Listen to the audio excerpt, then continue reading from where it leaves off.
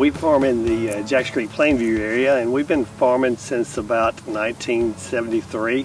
With our parents started out with that, my dad, and we tend about 2,000 acres here in this area.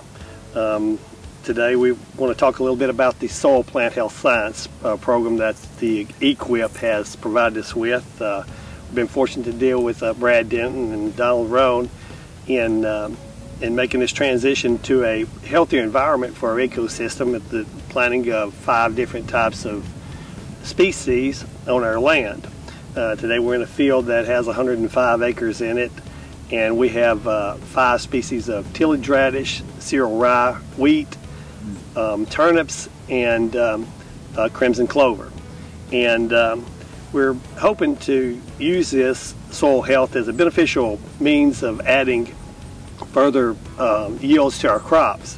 What these tillage radish and turnips do is they mine the ground for both phosphorus and potash and nitrogen, and they store those in the crimson clover legumes in the form of nitrogen.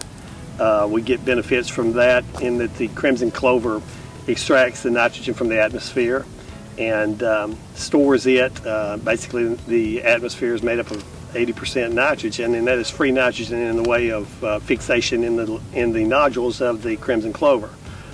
I have been to a recent conference with Brad and Donald in Memphis and have listened to Ray Archuleta and some of the other people that are more knowledgeable in this.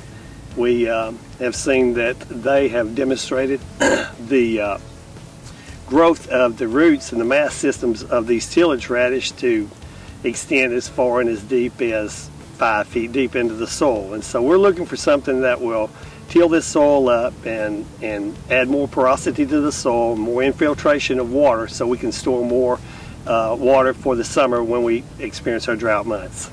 This right here field was sowed after we harvested the early beans in September, and it seemed like it done real well. We had some timely rains to germinate the seed.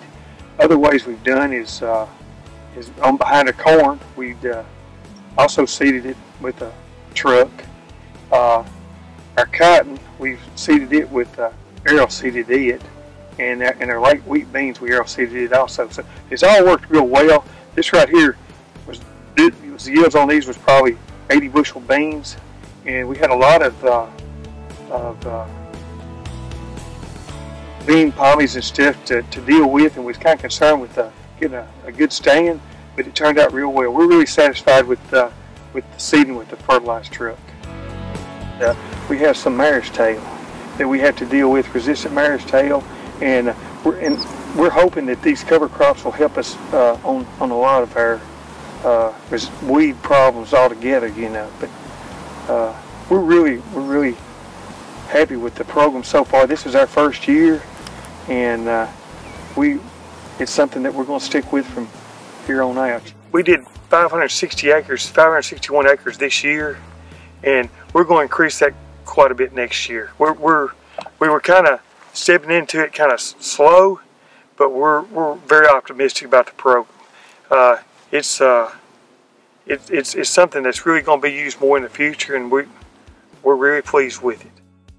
The interaction of the soil, the plant health science system is, from what I understand, the mining of the nutrients to the plants are being done by the tillage radish and some of the other species that have been used, and we're looking for a way to incorporate that in with our variable rate fertilizer program. What we're doing is more site-specific fertilizing and putting the amount of fertilizer needed in the exact location that it is needed at. Same way with the lime and the pH of the soil. We're trying to incorporate each one of those to where they work together in an ecosystem that is compatible with our plans for increasing our yields for the future.